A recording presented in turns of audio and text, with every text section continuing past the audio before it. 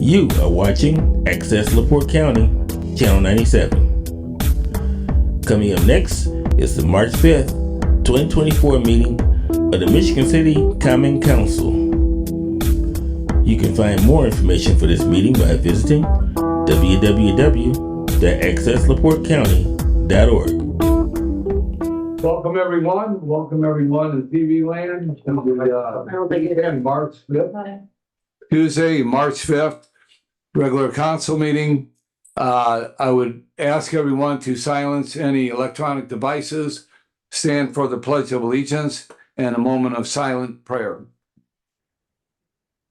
Pledge allegiance to the flag of the United States of America, to the republic for which it stands, one nation, under God, indivisible, with liberty and justice for all.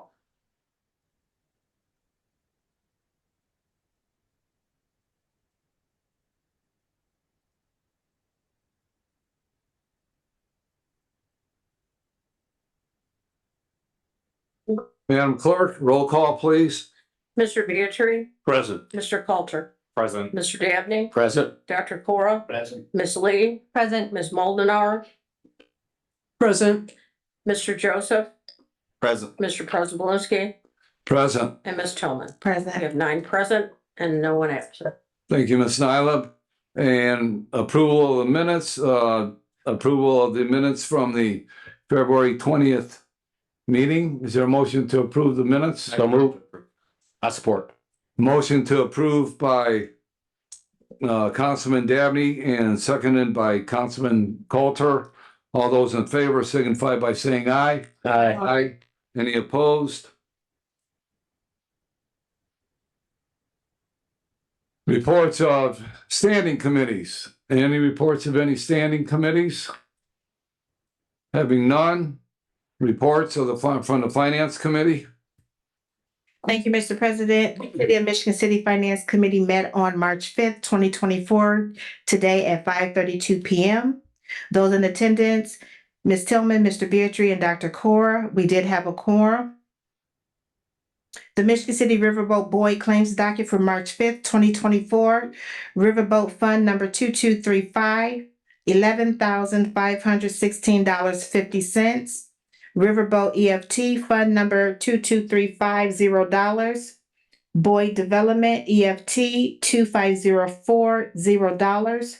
Total claims $11,516.50. And those claims was for accounts payable Applied Concepts Inc.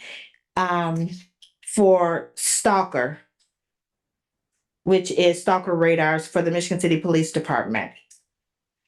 Also, for the City of Michigan City, the 2024 Riverboat Fund Statement of Cash Position for Fund number 2236 for the rainy day, $3,363,344.12.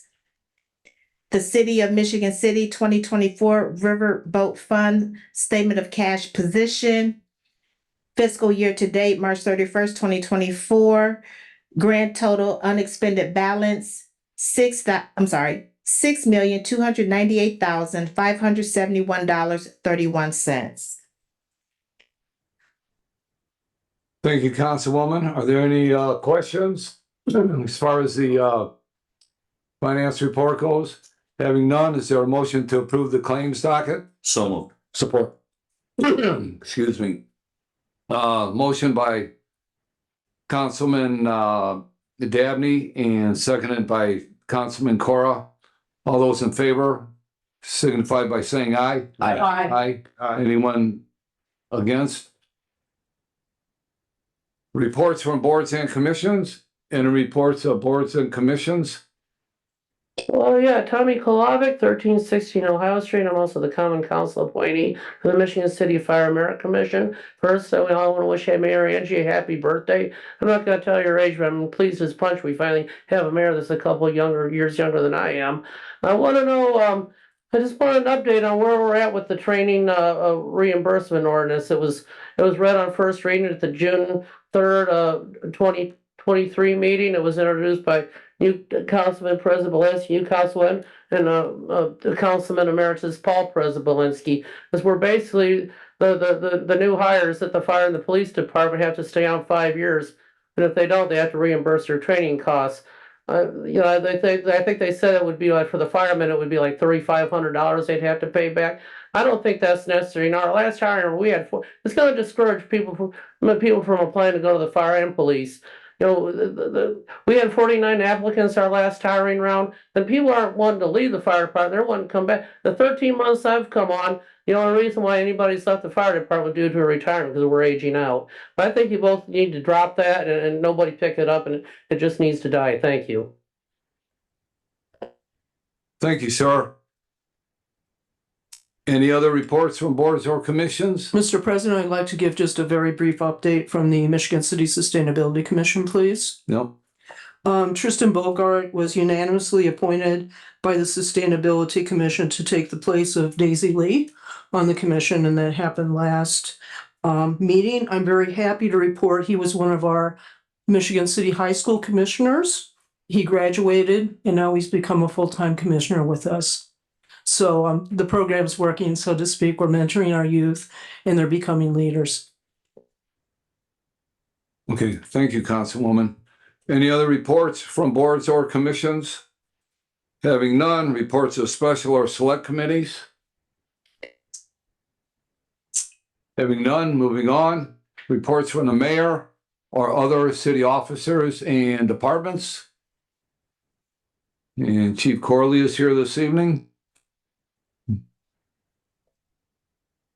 Good evening, President. Good evening, Board. Marty Corley, Police Chief, Michigan City Police Department. Just want to give you guys our monthly stats for February. Calls for service were 3,121. Case reports were 343. Arrests were 190. Out of those arrests, 168 were adults, 22 were juveniles. 9 firearms were seized. There were 123 warrants issued through cases that were presented to the prosecutor and to the judge, and then 116 were served. Something new I'm gonna start giving you all is some of our stats from our case social worker. I know it's something that started with us last year, and she's been doing an awesome job. So I thought it was be nice to kind of let you all hear what she does. She doesn't just sit around and, you know, twiddle her thumbs. So she actually is very busy and does a lot for our officers that we normally will have to take care of. So she had 29 referrals last month, 27 contacts. All those 29 referrals made contact with 27. Out of those, the referral source were 11 of them came from case reports or reports that were reported to her. 15 came from the patrol division. 1 came from admin. 1 is a self-referral, and then 1 came from outside an agency. And then referral types, 1 was suicide, ideation or attempt. 1 was 17 were mental health issues. 1 was a wellness check. 5 were juvenile issues, possibly runaway. 3 were homeless, unstable housing. 1 is aging or elderly, and 1 was protective order. And some sources, resources provided were 5 of them were community mental health center. 1, well, the shelters, and then 3 were other, which Planned Parenthood, Salvation Army, Food Services, and PACE. Also, just want to bring to your attention again, Michigan City Police Department will be doing some more community outreach, and so Thursday we'll be on WIMS from 8:15 to 8:45. Please tune in. We will be featuring our divisional professional standards commander Lieutenant Steve Westfall will be on with us, and then next Monday come out to McDonald's on Michigan Boulevard for coffee with the Chiefs from 8 to 9 a.m. Okay, yeah, Chief, if I could just have make a couple requests. When you give your next report, could you give the council members a handout? Okay. Yeah, That's so something we can have that. for yes, ma'am. And then the other thing that I'm curious about is if you could give a report on speeding tickets that are handed out on a monthly basis. Yes. Yeah, because I'm getting a lot of complaints about speeding, and I walk up and down Franklin Street and I see it going all day long, and I understand you can't put a police officer on every corner, but I would just like to know what activity we got going on in that realm of crime fighting. Okay. Thank you. Any other questions? Councilman Joseph Nelson. Two questions. The referrals, how are those obtained and how this? The referrals either come from case reports from the patrol division, reports from outside agencies. A lot of times, sometimes patrol officers call their caseworker with social worker with things that they come across that she'll follow up on. Sometimes we give her some work from our level, things that we want her to look into. So mostly, but majority of them come from a patrol division with the case reports that they come in contact with folks. That's where the majority of them come from. Okay. When it comes to the stats, do y'all break them down by ward or everything is collected? No, not by, we don't break them down by ward. Okay. I mean, if that's something you request, I just could want look to keep into an it. eye on the type of activities that's in my ward. That's why I presented that question. Yeah, if you give me a call, we can work. I will do so, sir. Yes, sir. Chief, I had one suggestion. At one of the future meetings, maybe you could bring the social worker along with you when you give the report. Yes, I definitely will. I think that at least we'll understand a little bit more from her how things are coming along and what, if any, we can do to help her in terms of making the appropriate referrals for her to get the help these individuals need. Okay, I will. Great, thank you very much. Councilwoman Lee. Chief, does the social worker go out on active calls or is it just a side? No, she will go out. Every once in a while, she'll ride along with officers. Sometimes she get called out to the scene. I want to say, and then, like I said, there's a lot of times people call her after hours give suggestions or tell her about stuff that she'll follow up on the next day. So she'll do a combination of everything. We try to keep her away from unsafe scenes. So usually if she does come out, we make sure the scene is safe first, but she does come out on some scenes. You will see her, she does a lot of self-initiated stuff. So she'll go to the soup kitchens. She works with the street team where they go and catalog and go out and do outreach to those people who are regulars in our community that need it. A lot of times is trying to get them to take the services too. It's a big part of what she does. Great, thank you. Welcome. Mr. President, I had one more comment. Chief, I had, for many years, I have felt that a lot of individuals with mental illness unfortunately get into the criminal system, criminal justice system. And so thank you for setting this up, and hopefully this will prevent some of them from going to the criminal justice system and get the appropriate referral for behavioral health. Yeah. So that was part of our part with our social worker is to try to reduce recidivism, and so also give some more resources for us, because a lot of times, our officers are starting to learn more about it through CI crisis intervention training we're doing. But prior to that, a lot of officers didn't know the other resources that were available, other than what we have is either do what I say or go to jail. And now we have some other resources that, we can give, because everybody doesn't need to go to jail. And a lot of times we get called to scenes that we don't really have the resources to really have the outcome that we want. So. Councilwoman Mullenhour. Yes, Chief Corley, I'm glad to hear that speeding has been brought to your attention and the attention of the department. I have to say, when I was campaigning and knocking on doors, surprisingly to me, that was the number one concern of people that I spoke with, and they were concerned about potential accidents, and also especially children getting hurt. So thank you very much. I know that the street department does have its speed detector apparatus that can be set out, and I saw that. It actually belongs to us. Oh, it belongs to Yeah. you. Oh, well, thank you, and thank If they want to buy us another one, we'll take another. Thank you for correcting me on that. I saw that on a street recently, and I was very glad to see that it was being put to use. So thank you. Yeah, you're welcome. Thank you. Any other questions of the chief? Having none, thank you, Chief. Thank you. No?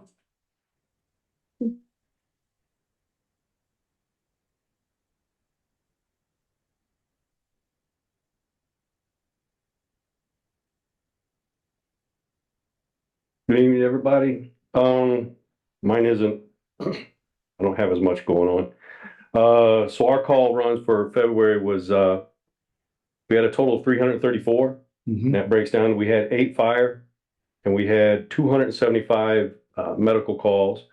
And the other 51 were service calls, good intent calls, such as CO detectors and stuff like that, false alarms. Out of those 275 medical calls, we used Narcan 5 times. Mhm. And just on a side note, we've hired a firefighter have one in the works. We're just waiting on his paperwork to get back, and if he accepts the position, we'll be at full capacity for the fire department, which will be good. Really, that's about it for us right now. Got any questions? Any questions Concerns? from the council? No? Of the chief? Thank you, chief. Thank you very much. No other reports from the mayor or other city officers or departments. Moving on to petitions. Madam Clerk, any petitions before us this evening? There were no petitions this evening. Any communications before us? Correspondence was received from Harris Law Firm regarding electronic remote participation in meetings. And are there any resolutions before us this evening? No resolutions this evening. Okay. And our first ordinance this evening on first reading by title only, Madam Clerk. An ordinance on first reading by title only, amending various sections in Article 3 of Chapter 66 of the Michigan City Municipal Code to assign the duties and responsibilities of the Contract Compliance Equal Opportunity Program and the Local Hiring Program to the Michigan City Planning and Inspection Department. And this is introduced by Ms. Tillman and Mr. Beatrice. And do the authors have anything they'd like to add at this time? Councilwoman Tillman? I would just like to just give a little insight in regards to this, and to this ordinance. So for the planning and the inspection department, this isn't creating it's creating a new position. However, so the inspection department have, I believe, a couple positions that are still open. So instead of filling that, they're going to comprise that into this new position so that the inspection department will have a oversight, a manager that will be able to oversee the inspectors for their department. Councilman Beatrice, anything you'd like to add? Yeah, just briefly, I think it is important to note that this is not new money that's coming in. It's money that was already in the budget. The other thing I think it's important for us is to realize that if the last 4 years and 3 months have taught us anything, it's taught us that mayors aren't cut from the same cloth. They're a lot different one from the other. And I think as a community, when we elect a mayor, what we're really saying to that person, that male or that female, is we have faith in you. We're putting our trust in you. We want you to put your cabinet together and your administrative team together in a way that you think is best fit to meet all of our needs. And we've done that so far with Mayor Angie. I think the changes she's made have made a lot of sense, and they've been widely endorsed by all of us. I think the community at large. This is just another step in that direction. I have heard in the past a lot of people being upset about code enforcement and asking where is it? We haven't seen it. And they'll point out and draw attention to different properties in the community, but we move like a glacier to solve those problems. So I think this will address those needs. I think we'll have somebody actively involved in code enforcement, and I think it will be the best for us, and I trust that the mayor is still doing a good job. I think we should support her. Thank you. Thank you, Councilman. Is there anyone from the public that wishes to speak on this ordinance? Anyone from the public wishes to speak on this ordinance? Yeah, this is Tommy Kolavic from 1316 Ohio Street. I think this is a great ordinance. You need to pass this. This is just part of Mayor Angie's, her endeavor to revamp the planning and inspection department. I really want to see more orders demolished on the Board of Works agendas. These vacant structures, they cause all myriad kind of problems. There's actually a statute about that. I might read some other time. I think I've read that to the previous council several times. I just think this needs to go ahead and pass, and I think the mayor's doing a great job. Thank you. Thank you, sir. Anyone else from the public wish to speak on this ordinance? Anyone else from the public wish to speak on this ordinance? Anyone else from the public wish to speak on this ordinance? Having none? Any other council comments on this ordinance? Having none, this ordinance will be held over for second reading at our next meeting. Water out so I can see the lights. Thank you, man. Thanks. Madam Clerk, Our next ordinance on first reading this evening by title only. An ordinance on first reading by title only, amending ordinance number 4707, commonly known as the 2024 salary ordinance to create the position of code enforcement manager. And this is also introduced by Ms. Tillman and Mr. Beatrice.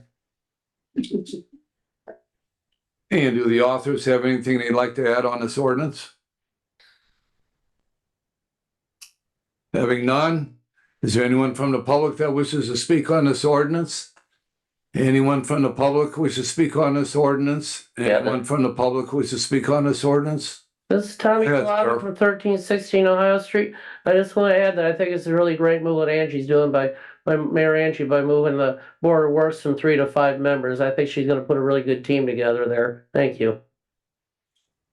Thank you, sir. Anyone else from the public who wishes to speak on this ordinance? Hello, Board. Scott Mellon, 200 Kedwood Place. I guess we're conflating two different things. I mean, the previous ordinance and this are sort of intertwined, it seems. One's the duties and this is the position. So Tim answered some of my questions, but my concerns were adding to head count. For what? Adding head count to the city payroll. Oh, okay. Given that it's my understanding we have a structural deficit fundamentally. So I was just concerned about adding headcount, and this would be, I'm sure, a full-time position with benefits and the whole thing. I understand the mayor is trying to reorganize things, like you said, to assemble her cabinet, and we all support her. But again, adding cost concerns me. Are we looking at internal candidates or outside candidates for this? The first ordinance that we've already gone past was adding the human rights and the hiring ordinance to this department. Right? But we were kind of talking about this one when we were talking about that one as far as it's already in the budget. And so they're kind of intertwined. So we're adding responsibilities and then expecting this person to be kind of the manager. They're linked. It's the same. So two ordinances to do. Okay. With that, this department, the planning department, I was at the, I get confused with all our different boards. Planning, Board of Planning Board. It hadn't met in 6 months. When they met this February, their meeting a week ago, they had no new business. So for 6 months, we've had no new developments being proposed in town by the sound of it.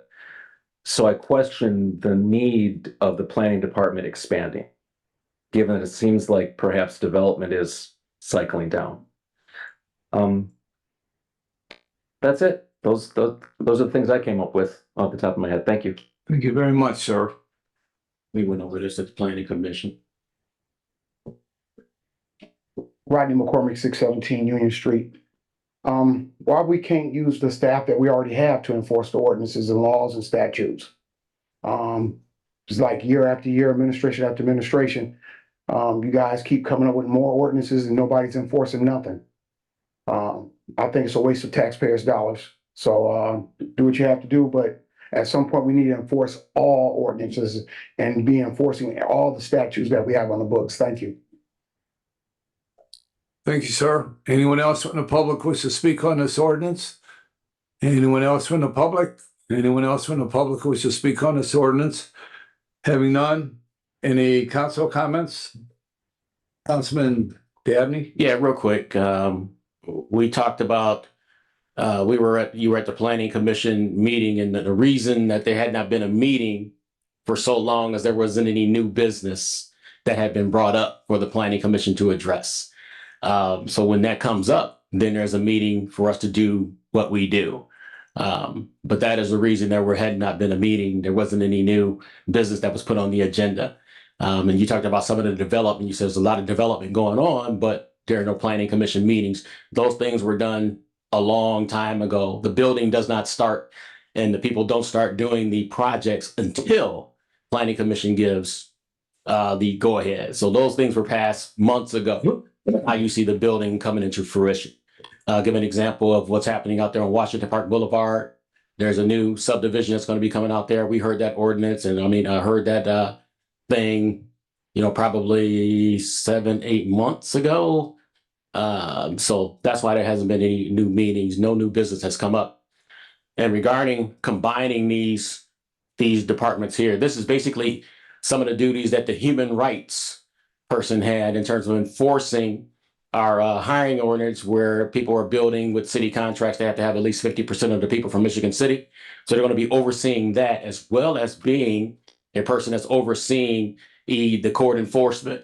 So what we're trying to do is organize to get a person that's responsible for overseeing code enforcement, because what we've been having is a lot of people working in code enforcement. So one person is doing something here, then a second person is coming and addressing the same issue. So what we're trying to do is get somebody to be over top of that, combining the two positions, not wasting money or adding any additional dollars, in order to make our process way more efficient. So I can see this being put down electronic. So if Bryant Dabney has 5 or 6 violations, his name will show up 5 or 6 times on the account and on the report, and then they will know, what are we going to do with Bryant Dabney? It's time to find him, or whatever it is that needs to happen.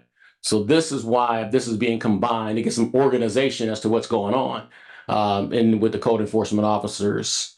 And so we're going to be moving forward with that. And I totally agree with this ordinance moving forward.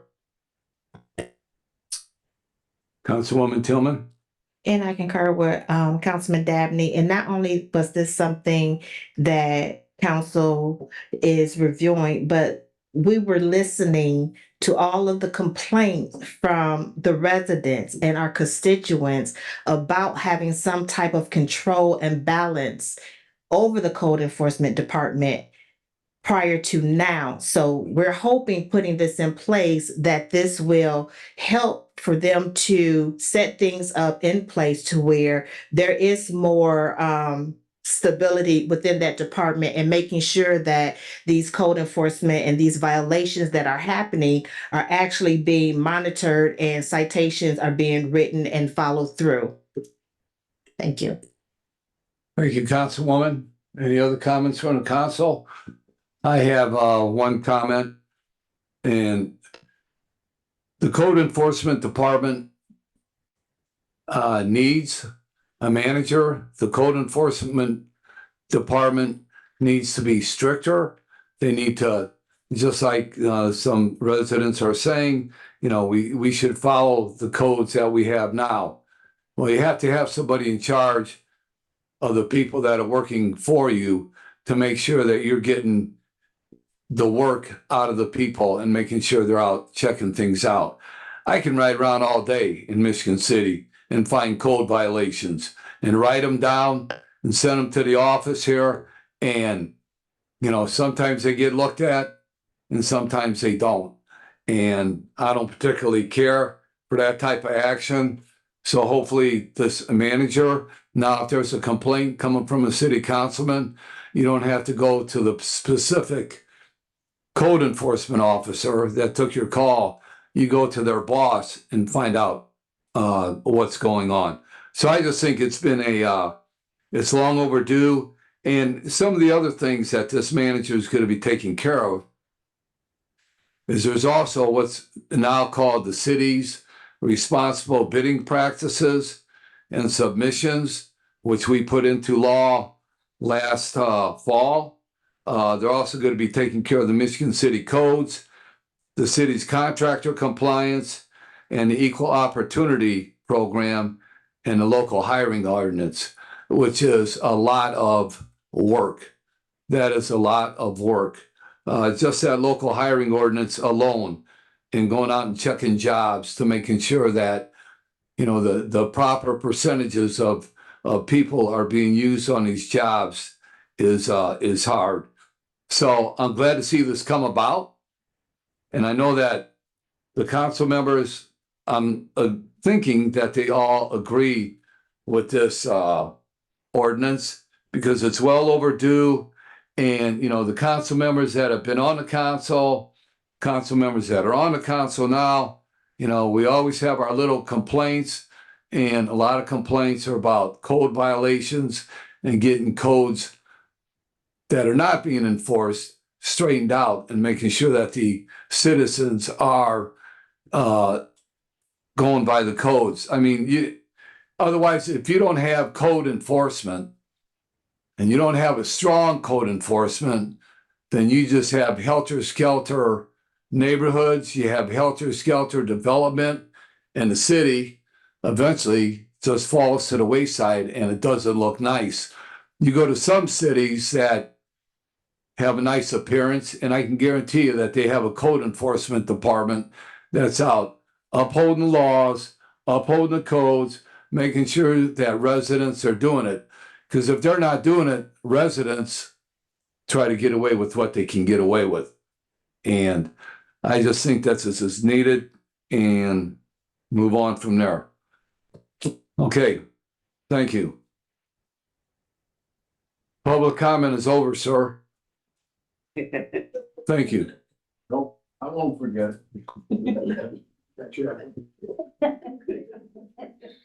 If we may, Madam Chairman or Madam Clerk, if we could have the next ordinance on first reading by title only, please. An ordinance on second reading by title only, amending various sections in chapter 38 of Michigan City Municipal Code to change the Promise Scholarship Exceptions Committee to a Promise Scholarship Review Committee and redefine the duties and responsibilities of the director in said committee.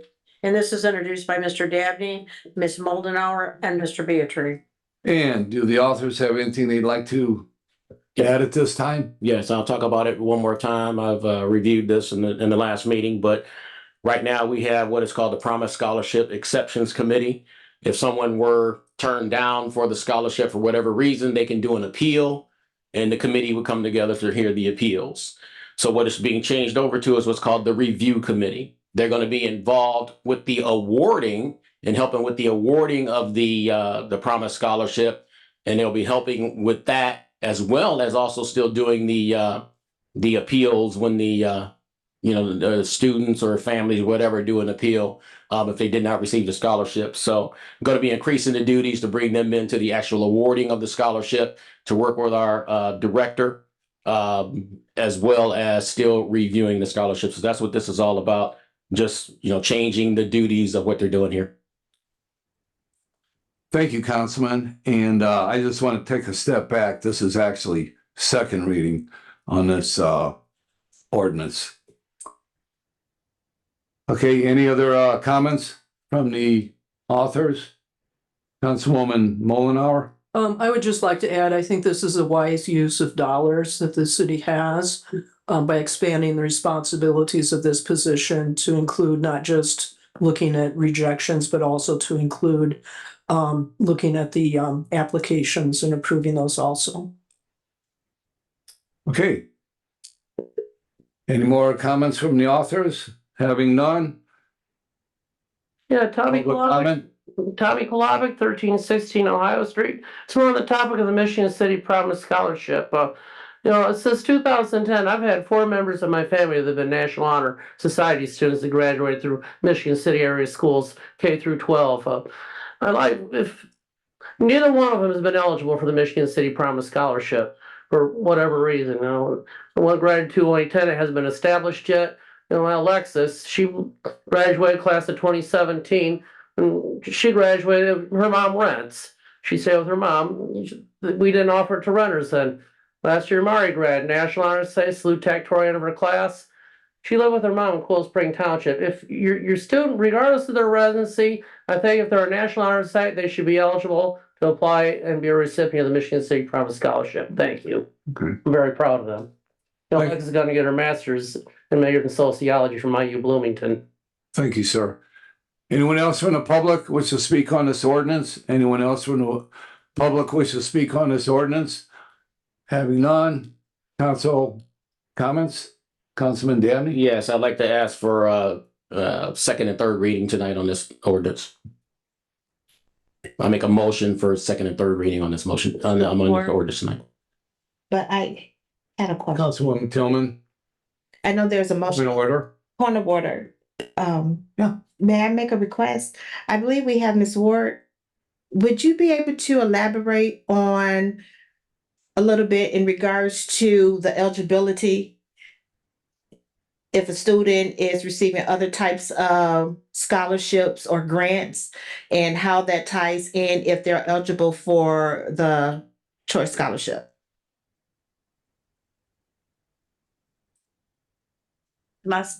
Talk back here? Yes. All right. Well, If you could say your name and your department, your position, please. Keela Ward, Director of Education and Workforce Development. I just wanted to speak to your question, and you're asking about other aid, other financial aid. If a student is getting other financial aid, so what we look at is Michigan City Promise Scholarship is a secondary award. So that means the language just means that when a student's financial aid is packaged, whatever college they go to, we take a look at the snapshot or the bursar statement that shows all the awards that they would get. And so if the student is getting, let's say, Frank O'Bannon, Pell Grant, any other, monetary awards like that, like grants or scholarships, those awards are considered first. Promise is always secondary to other grants. And so basically, a student would have, according to how many years they've been in Michigan City area schools, they have a maximum eligibility. So if they've been in school in Michigan City and lived in the Michigan City limits for 4 years, their maximum eligibility would be that $5,000, which means $2,500 per semester. But it doesn't necessarily mean that they would actually be awarded $2,500 depending on their other financial awards. So that number could slide. We take their eligible financial aid and their eligible expenses. And that's how we do arrive at what their need still is. If their need is, well over $2,500 and they're eligible for the $2,500, of course, we release and award the $2,500. And does that make sense? Yes, it does. Okay. So also, if they're receiving all of these grants or Pell Grants, do they still receive at least from the secondary a percentage or a portion? There has just been a recent edit to that they would get a one-time payment. So to your point, if that student has their other grants and scholarships have met their need, and they basically are eligible they're at zero for Promise, we would still go ahead and award that student a one-time payment of $500, just one time. Thank you. I just was requesting that so that it was on the record because Yes. to answer that question. Okay. I appreciate it. Thank you. Yeah, and if I may clarify, since this subject came up, that right now, that $500 one-time payment, okay, is in the ordinances right now. That hasn't been passed yet, so that's not law. It'll be law if these ordinances pass. So I just wanted to clarify that. Yes, Okay. exactly. So All right. it is an edit, and I realize that. Thank you. Yeah, you're welcome. Okay. Okay, Dr. Cora? Yeah, Ms. Ward, I have another question. Ms. Ward, Yeah. I have another question pertaining to the scholarship. Is this only for undergrads, or do they also do award scholarships for graduate students? The Promise Scholarship is an undergraduate scholarship only. Yes. All right, So it's thank you. until they've reached a bachelor degree. Thank Yes. Okay, there was a motion for third reading. Is there a second? What did you second it? Yeah. I'll Okay. support. It was seconded by Councilwoman Tillman. On the vote, Ms. Nyla? Mr. Beatry? Well, I have a point of order on that. If we're moving to third reading at second reading, does it have to be by unanimous consent? No. No. It doesn't? No. That changed. 2/3. Okay, cool. Fine. I'm yes. Mr. Beatry? Yes. Okay. Mr. Coulter? Aye. Mr. Dabney? Aye. Dr. Cora? Aye. Ms. Lee? Aye. Ms. Moldenauer? Aye. Mr. Nelson? Aye. Mr. Don Prespolinski? Aye. And Ms. Tillman? Aye. We have 9 in favor and no one opposed. Okay, with that being said, we move on to third reading and by title only, Ms. Nyla? An ordinance on third reading by title only, amending various sections in chapter 38 of the Michigan City Municipal Code to change the Promise Scholarship Exceptions Committee to a Promise Scholarship Review Committee and redefine the duties and responsibilities of the director and said committee. And this is introduced by Mr. Dabney, Mr. Moldenauer, and Mr. Beatry. And do the sponsors have anything they'd like to add? Yeah. Councilman Beatry or Councilman Dabney? Final add-on, the additional funding of the $500 that Mrs. Ward talked about, that could be used for books and other expenses after, if somebody qualifies for the Promise Scholarship, but like she said, they have state grant, Pell Grant and everything like that that covers tuition and fees, then we used to tell the students they have $0 coming from Promise Scholarship. So now what is happening is they will get that $500, which can now be used for books, travel, whatever other expenses they may have that would cover their cost of attendance at any university here in Indiana. Thank you, Councilman. Any other comments from the sponsors? Having none, anyone from the public wish to speak on this ordinance? Beach ball. That's why you have to stay closer. Scott Melantur in Kenwood Place. I fully support this. This is a great program. I'm glad Michigan City can offer this. I do have questions because we hear about these great things, but how much is budgeted for this? What percentage of the budget is utilized? And do any unused funds roll over to the next year or stay in the account for use? Just general questions about the cost and that kind of thing, but I fully support this. It's a great thing we're able to offer our students, and it's open to renters as well, right? Pardon? It's open to renters now. Right, People who correct. rent, as long as they go to our public schools. And it's also open to students at Marquette High School, Okay, where great. before it wasn't. But do we have answers about the budget and those kind of I do. mathematical things? I Sure, do. Councilman Dabney, go ahead. When we originally started the Promise Scholarship, how many years ago? Can't remember exactly how much it was, or when it was, but we started with a certain amount and we were putting $700,000 a year or something like that into the Promise Scholarship Fund. Right now it's up to about $3 million. And we have not been expending those funds. That's why we've been trying to find ways to expand it, as Councilman Przybylski said, going to Marquette students as well. So there's about $3 million, or 300 million, that would take care of everything in the city. $3 million right now in that fund. So we're good to go here. We shouldn't have any problems with the scholarship as well. So thank you. Okay, you're welcome. Anyone else from the public? Yes, sir. Paul Przybylski, 1716 Washington Street. I wanted to know if under this scholarship program, if the scholarship has been expanded to and promoted to trade schools and other union scholarships that are out, or has it been offered or expanded for that language in the program? Because I think we talked about that when we amended it, as you recall, as you were one of the sponsors, and I believe I was too, that the need is, we need to get more trades in here. And that's, as I sit here and I think about what you guys were talking about on that other ordinance with the compliance ordinance, it's the same problem. Year in, year out, is getting people qualified to get into the crafts.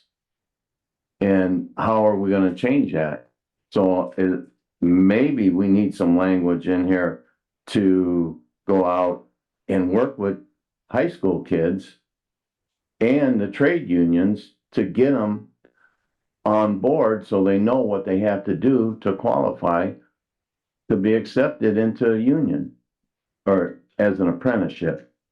Thank you. But I do support the program as it's written right now, but I think it could be more beneficial to the trade unions. Thank you. Yep. Anyone else from the public wish to speak on this ordinance? Ernie Hallahan, 302 Gladys Street. I'm a little confused on this. if a student's going out with the Pell Grant and all this other stuff, they're gonna be penalized and only get $500 instead of the regular. I mean, college isn't cheap for kids anymore, and parents have to pay a lot of it too. I'm just a little confused on that. Okay, Ernie, Councilman Dabney, since you have a little bit of experience with Yeah, college funding, understand yeah, this. go ahead And I understand what you're talking about. let's clear the air here. And so the way this is set up is this is second behind Pell Grant, state grant, and everything like that. So it does not pile on top to be able to use for tuition. I mean, not sorry, tuition, but housing, travel, and other things that are worked into the cost of attendance. So that is the way the Promise Scholarship was set up to operate when it was initially done. And then just to address what Mr. Prespolinski said as well, I know I've been in discussions with the mayor regarding possible students who will be going back to college at some point. But I know she was talking about doing those changes maybe at a later date. And let's get these done now and start moving forward. But that has been a discussion. And Councilman Prespolinski or Mr. Prespolinski over here was definitely right that had been brought up in the past. So I know these are under discussions right now. Thank you. Mm-hmm. Yeah, and just to expand on the discussion a little bit, is that it doesn't necessarily say union apprenticeships or anything like that at the present time, but it does say in this ordinance, workforce development. Workforce development is what the key words are here.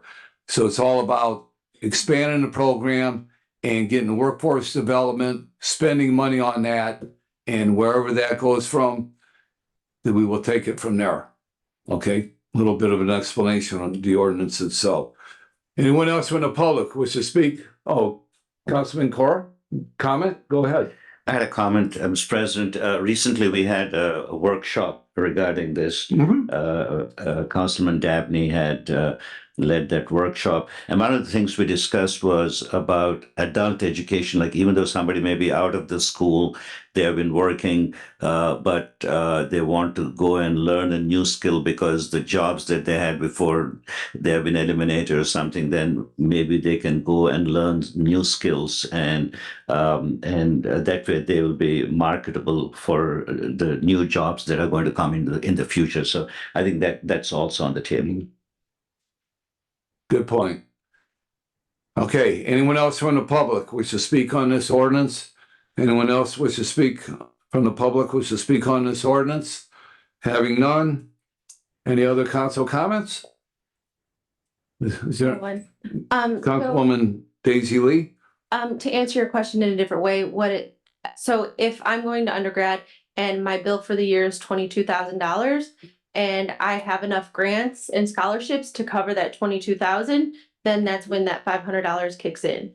But if my bill is $22,000 and I only have $18,000 in grants and scholarships, then the Promise Scholarship will come in and ensure that my bill is covered for that amount. Okay, thank you.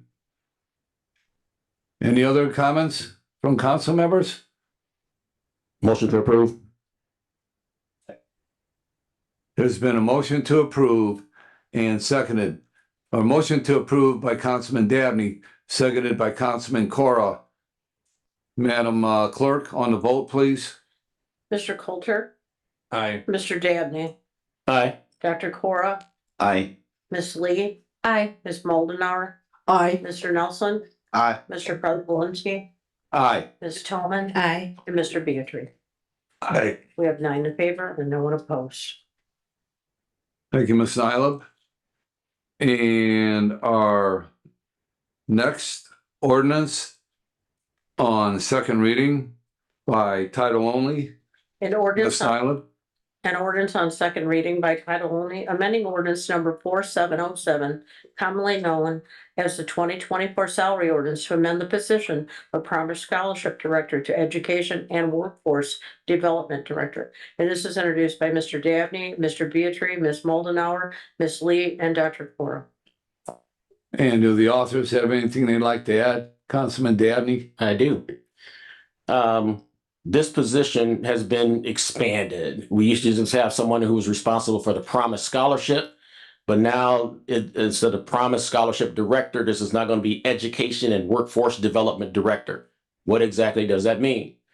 We have a program going on right now where we're looking for interns that will come in and be able to help some of our city departments. And this position is going to be working with Promise Scholarship as well as the workforce development. So they will be, how do I say, supervising the new interns that we'll have working within the city here. So we talked about that at the beginning, and with the supervision responsibilities, the salary was brought up. If you saw the salary here, it was brought up to equal some of the other department heads that have those same type of supervision responsibilities. So it's been combined where now, like I said, it's called the Education and Workforce Development Director. Well, she'll be handling both sides of the coin there. And I think it's a good thing to put those both together. And then she, like I said, she will be helping along with a bunch of other things going on. But one of the biggies is going to be supervision of our interns that'll be coming to Michigan City. And I'll talk about the workshop or the week where we're going to be looking for interns as well. I just got to get the date, so I don't want to mention it right now. But those are the additional responsibilities of this new Education and Workforce Development Director, the position that we're putting together here. Any other sponsors have anything they'd like to add at this time? Mr. President. Councilman Cora? Yeah, Mr. President, this responsibility also includes training of Michigan City employees in addition to interns. Good point. Good point. Madam Clerk, I'd also like to be added as a sponsor on this. Councilwoman Mullenhour? I'd just like to add again, this is a wise use of city dollars because we're getting more bang for our buck by expanding the responsibilities of what was formerly the Promise Scholarship position. Okay, any other comments from sponsors? Councilman Pietri? Yeah, my support for this and the previous one, actually, I was for the changes to the Promise Scholarship anyway, but adding workforce development was what was key to me because that's where I've been spending a lot of my time. And I agree wholeheartedly with the speaker who said we need to get more kids into the trades. This workforce development will help with that. But there are groups that are working on promoting the trades with our high school kids now. The Center of Workforce Innovations is, Work One is, and City Connect is.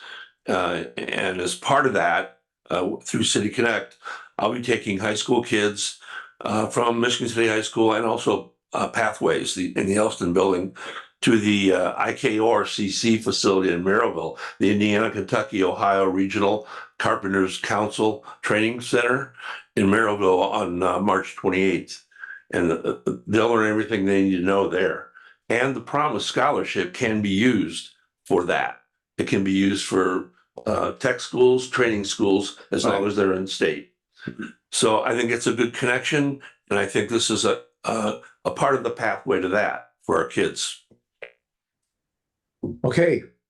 Any more council comments from the authors? Having none, anyone from the public wish to speak on this ordinance? Anyone from the public wish to speak on this ordinance? Anyone from the public wish to speak on this ordinance? Having none, public comment is closed. Council comments, Councilman Dabney? Yes, I'd like to ask for a second and third reading tonight on this ordinance. Support. There's been a motion by Councilman Dabney and seconded by Councilwoman Tillman for third reading this evening. Ms. Nyla, on the vote? Mr. Dabney? Aye. Dr. Cora? Aye. Ms. Lee? Aye. Ms. Moldenauer? Aye. Mr. Nelson? Aye. Mr. Don Prespolinski? Aye. Ms. Tillman? Aye. Mr. Beatry? Aye. And Mr. Coulter? Aye. We have 9 in favor and no one opposed. Okay, and if you would, Madam Clerk, by title only, this ordinance, please. An ordinance on third reading by title only, amending ordinance number 4707, commonly known as the 2024 salary ordinance to amend the position of Promise Scholarship Director to Education and Workforce Development Director. And this is introduced by Mr. Dabney, Mr. Beatrice, Ms. Moldenauer, Ms. Lee, Dr. Cora, and adding Mr. Prozbolinski. Okay, would the co-sponsors have anything they'd like to add? Having none, anyone from the public wish to speak on this ordinance? Anyone from the public wish to speak on the ordinance? Anyone from the public wish to speak on this ordinance? I just wanted to add about the intern fair for Councilman Dabney, March 13th, here on this level in the EOC room, noon to 4, Wednesday, March 13th. Thank you. Anyone else from the public wish to speak on this ordinance? Having none. Any other comments from the council? Any other comments from the council? Any other comments from the council? Councilman Dabney? Yeah, Keela must have saw me scrambling around where I couldn't find that date. So I'm happy that you went to the microphone and gave that date. And I would also like to make a motion to approve. It's been a motion to approve by Councilman Dabney and seconded by Councilman Cora. Ms. Nyla on the vote? Dr. Cora? Aye. Ms. Lee? Aye. Ms. Moldenauer? Aye. Mr. Nelson? Aye. Mr. Prozbolinski? Aye. Ms. Tillman? Aye. Mr. Beatrice? Aye. Mr. Coulter? Aye. And Mr. Dabney? Aye. We have 9 in favor and no one opposed. Thank you, Ms. Nyla. And our final ordinance this evening on second reading by title only, Ms. Nyla. An ordinance on second reading by title only, approving additional appropriation in the budget of the golf non-reverting fund number 2508 for the park department. And this is introduced by Mr. Dabney and Ms. Lee. And do the authors have anything that they would like to add this evening? Once again, this is the park department asking to move money within their department from their non-reverting fund to Golf Pro merchandise. It has been determined, by the director and others in the park department that they've made about $3,000 in terms of selling some of those items. I think if they bring it in-house, hopefully they can make as much as $20,000. So they're using $75,000 of their non-reverting fund to be moved over in order to purchase that merchandise to be sold at our golf course. So that's what this is all about. Thank you. Okay. Is there anyone from the public wish to speak on this ordinance? Anyone from the public wish to speak on this ordinance? Anyone from the public wish to speak on this ordinance? Good evening, council member Shannon Eason, Park Superintendent. I just want to elaborate what Councilman Dabney said. This is money that's in our cash balance. So right now we have about 70% in our cash balance to operate our next year's budget, which is a really comfortable position for us.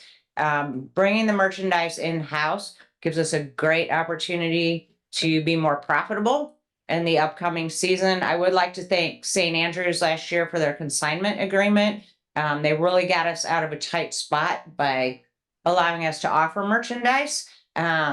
But I think this year we're in a great spot to bring that in, manage it, and make some more money. So I would ask that you would approve it tonight. Yeah, this is Tommy Kolovic from 1316 Ohio Street. We need to bring these employers back. Years ago, the golf course, these companies, they were like Anco and Jamer Ruby, they all had golf leagues through their companies. They've all gone, and that was a big revenue hit for our golf courses. So, that's one thing. I know my dad, he used to golf with the Anco Golf League years ago, John Kolovic. It just, they bring in more money for our golf courses and our parks. And I know Mayor, she wants to add a hotel meal tax, like they did in Indianapolis to build Lucas Oil Stadium. She wants to have 1%. If you book a room or go out to eat, that's all going to go to the parks. I know she mentioned that at the Hope, so I just want to say thank you. Thank you, sir. Anyone else from the public wish to speak on this ordinance? Anyone from the public wish to speak on this ordinance? Having none. Any further council comments? Councilman Dabney? Yes, I'd like to ask for third reading on this ordinance tonight as well. Okay. And make a motion to ask for third reading tonight as well. Okay, just stop for a second. Yeah, I made a mistake. We gotta have a formal public hearing on this ordinance this evening. So, yeah, the formal public hearing is now open. Anyone from the public wish to speak on this ordinance? Anyone from the public? Go ahead. Hi again, Scott Mellon, 200 Kenwood Place. I've heard the superintendent speak about this. They're hoping to have a better selection of merchandise, more branded merchandise this year. You know, things like Nike and Adidas or whatever it is to help increase sales. So I don't think she said that tonight, but this is a good thing. They're just trying to, bring more money into the park and have a better selection of merchandise. And I'm sure they would favor local people like St. Andrews who did help them out, but apparently they don't offer, the branded merchandise that people tend to like. Thank you. Okay, well, I appreciate your comments, but I hate to correct you because I know the owner of St. Andrews Products and they have all the branded merchandise anyone would need. So anyway, moving along with that, anyone else from the public wish to speak on this ordinance? Anyone from the public wish to speak on this ordinance? Formal public hearing is now closed. And are there any council comments? Councilman Dabney? Yes, now I would like to ask, after the formal public hearing, I would like to ask for third reading on this ordinance tonight. Make a motion. Thank you. There's been a motion for third reading by Councilman Dabney and a seconded by Councilwoman Tracy Tillman. Ms. Nyla on the vote. Ms. Lee, Aye. Ms. Moldenar, Aye. Mr. Joseph Aye. Nelson. Mr. Preselinski. Aye. Ms. Tillman, Aye. Mr. Beatrice. Aye. Ms. Coulter, Aye. Mr. Dabney. Aye. And Dr. Ford. Aye. We have 9 in favor and no one opposed. Thank you, Ms. Nyla. If you would, please, this ordinance on third reading. An ordinance on third reading by title only, approving additional appropriation in the budget of the Golf Non-Reverting Fund 2508 for the Park Department. And this is introduced by Mr. Dabney and Ms. Lee. And would the sponsors like to add anything at this time? No comments from the sponsors? Anyone from the public? Anyone from the public? Anyone from the public wish to speak on this ordinance? Having none? Council comments? Councilman Dabney? Hearing no other comments, No other comments. motion to approve. Motion by Councilman Dabney and seconded by Councilman Cora. Ms. Nyla on the vote. Ms. Moldenauer, Aye. Mr. Nelson, Aye. Mr. Preselinski, Aye. Ms. Tillman, Aye. Mr. Beatrice, Aye. Mr. Coulter, Aye. Mr. Dabney, Aye. Dr. Flora, Aye. and Ms. Lee. Aye. We have 9 in favor and no one opposed. Thank you, Ms. Nyla. Any new business this evening?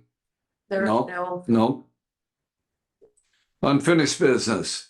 Nominations. The council has one appointment to the Michigan City Social Status African American Males Commission representing the following, and it will expire in 2 years. I know that we had. Okay. Mr. President, Yes, sir. we have received communication from Michigan City area schools that they would like to the reappointment of Dwayne Hurt to this commission. So I make a motion to reappoint Mr. Dwayne Hurt. Second. Okay, I have a question for the attorney. Do we have to get a second for that nomination or? Typically with nominations, you don't need a second. I think the question is whether there are any other nominations. Yeah, right. Okay, But this is a. yeah. Are there any other nominations this evening? Any other nominations? Nominations are now closed. Is there a second for the nomination of Mr. Hurt?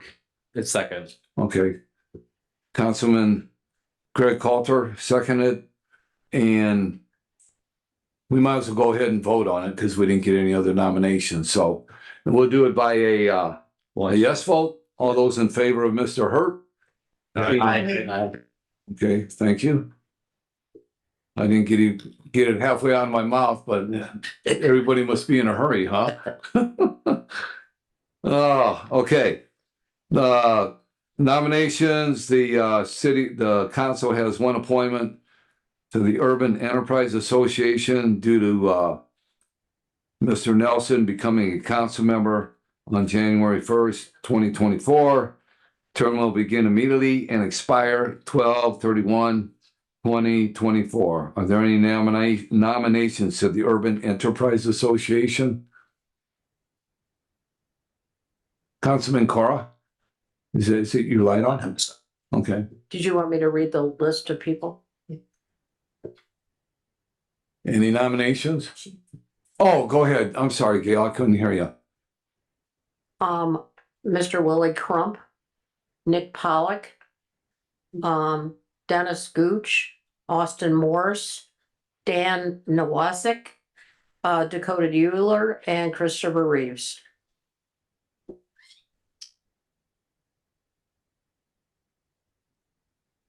Okay, out of that group, are there any nominations? I nominate Willie Crump. What's his name? Willie Crump. Willie Crump.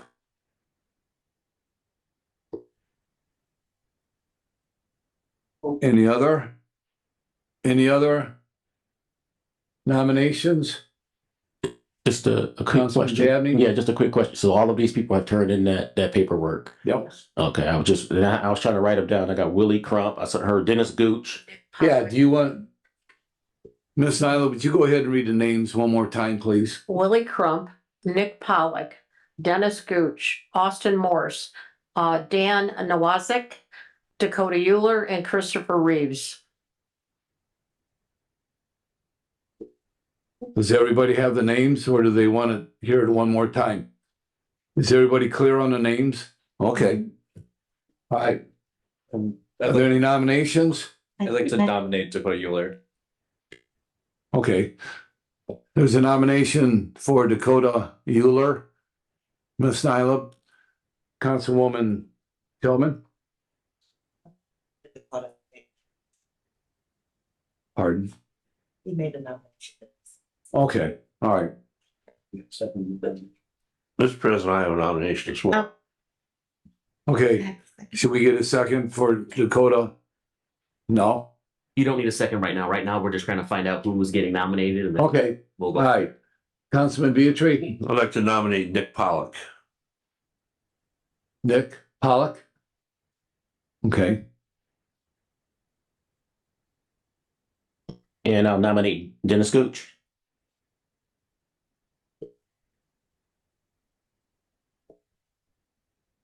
you have those, Ms. Nyla? I do, thank you. Are there any other nominations? Any other nominations? Any other nominations? Nominations are closed. Now we need seconds. No, we'll do the vote at the next meeting. Correct. We've got all the nominations now. Right. We would do the vote at the next meeting. Okay. All right, we will vote at the next meeting.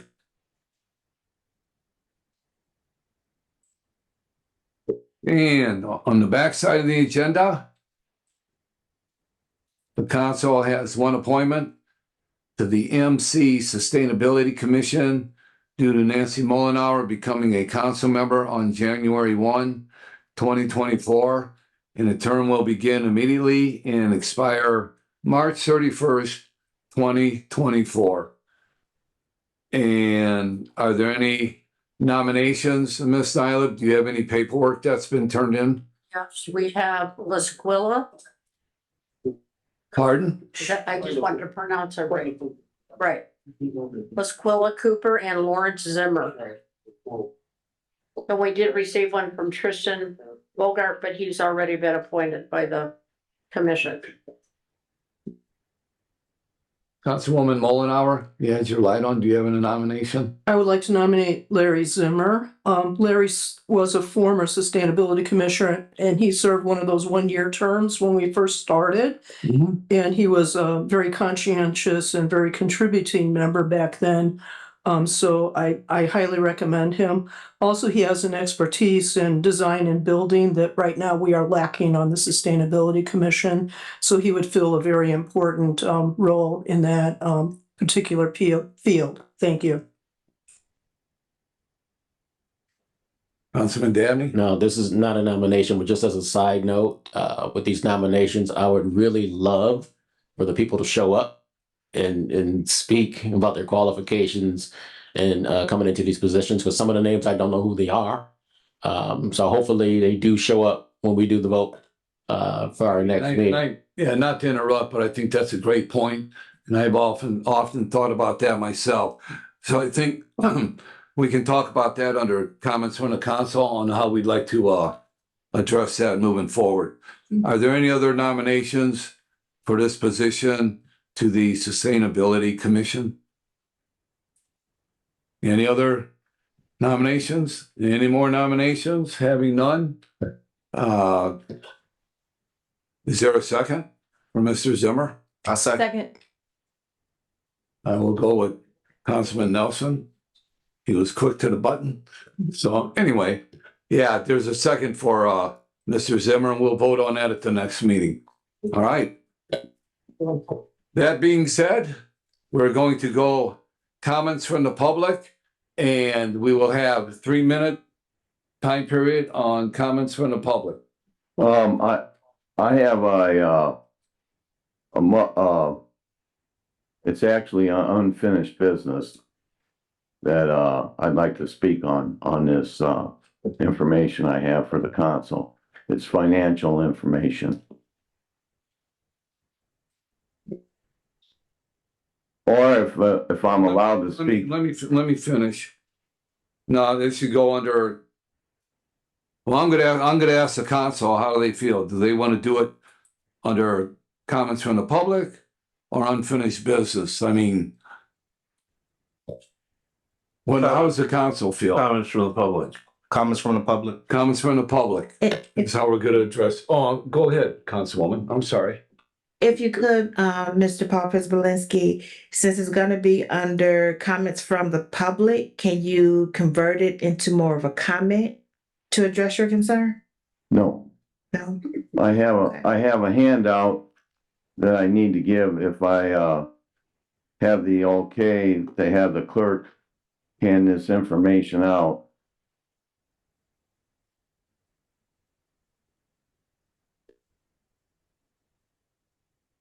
Pardon?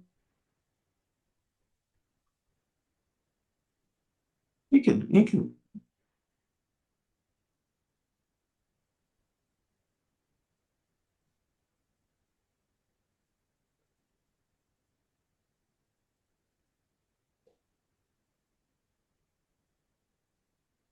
And I heard your comments, Ms. Moldenhauer, that I am gonna be asking for extra time.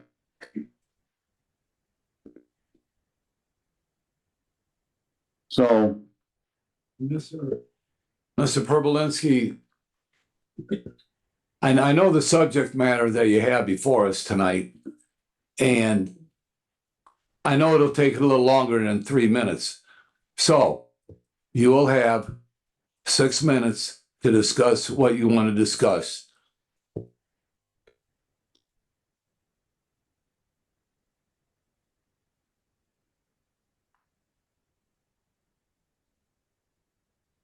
Big time.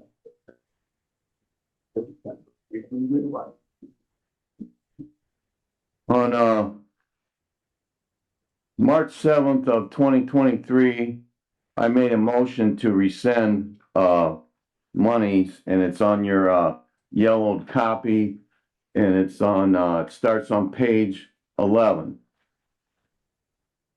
That motion was successfully voted up, and the $5 million towards $7.5 million was voted in the positive or the affirmative. The motion was carried and was approved. So now I come to you and I'm giving you a information on what happened at your last council meeting with approving the resolution from the Board of Works. I went to the Board of Works meeting and asked them not to approve that so I could produce this information. Because what I'm trying to figure out is where this extra money came from, but how can you spend money that was rescinded? And if you look at the definition of rescinded, it's finite, annulled. It's not there. The last administration approved a MOU with the water department and the sanitation department to go ahead and start this engineering study. So the last controller said that we had the money. How can you have the money when you did not revote the money in? There was never another vote on it, nothing. So what I'm getting at is I'm asking you to rescind that motion because this is the next preceding meeting and create a task force to do something and find out all the particulars, because I want to give you one point that I took from your purchase order on that resolution. And if you go, because it's on file in the clerk's office, that they're asking for 2.5 million for infrastructure to the east side annexation. So the way I interpret this, it's not 7.5 million, it's 10 million. I don't know who's shifting the figures or who's creating the shell game, but there is something going on here. So if you look at what was on file December 31st, and it was stamped in the clerk's office, that the infrastructure of $2.5 million was from a purchase order number 2023-00000242. General, I believe this is the general account, the general fund, 2236-000-442. Well, if you look at what they gave the Board of Works, the purchase order, the PO number is not the same. The PO number, which is 2023, which is the year, is 00050-203, not 242. And that the account number is 2407-000442. So I think that I don't know what the carryover or what happened in the last administration, but I want to say this. I asked your attorney several times last year for a date to have a special meeting, because I read the rules and a special meeting would have to have minutes kept from it. That never happened. So we need, or I'm asking you guys to make a motion to rescind this so we can revisit it and at least find out what kind of money we are talking about, what money's been spent, and getting them developers back to the table, because the deal that was made in 2018, I believe, and the city's spending a lot of money. How long is it going to recoup that money? And the developers have no skin in the game. None. and the last administration forged forward and allocated money, how can you allocate money when it's been rescinded?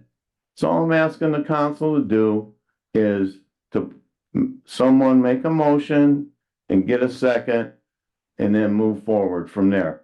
Appoint a task force and let's find out what actually happened, because this is a serious, very grievous offense. Thank you very much. No. Yeah, people. Rodney McCormick, 617 Union Street. I yield my 3 minutes to Paul Prespolinski. Does anybody have any questions for me, any of the new council members? Because I think that I wasn't ready to present this information to you at the last council meeting. And if I would have had it together, I would have been at your last meeting. But you know, since the Board of Work went and passed it, everybody thought it was hunky-dory. And I don't believe it is hunky-dory. I think that the last administration made some grievous mistakes on allocating this money. Does anybody have any questions for me? Councilwoman Tillman? Not necessarily a question, but can I direct it to the council attorney? And that is, Mr. Prespolinski asked for a special meeting. That wouldn't be called by you. That would have to be called by the council, correct? And because we do have new council members, not negating anyone's comprehension on any of this, this is a year back. So am I allowed to request a special meeting at this time, or does it have to be submitted to be put on the agenda to then and go through the proper protocol? So I'm not sure whether you need a special meeting or not. You can do it at a regular meeting as well. I think his comments were that a year ago or over the course of the last year, he requested a special meeting on this topic. But as we sit here now, you don't necessarily need a special meeting. If there's business you want to bring before the council, you can do it at the next regular meeting. Okay. It doesn't require a special meeting, I guess. Is the point. If I may expound. Hold on, sir. So are we talking a special meeting, like, you know, called, or is it a workshop type meeting, or is it a? It depends on the action that you're wanting to take. A special meeting is just outside of your normal cycle. Right. So depending upon the action you want to take, if you're not trying to take a final action and you want to discuss something, then you hold a workshop. Yeah, because. If you want to take some action on something, it'd be at a meeting. Yeah, and the reason I say that. Your microphone. Pardon? Your microphone. Sorry. The reason I say that is we got new council members here.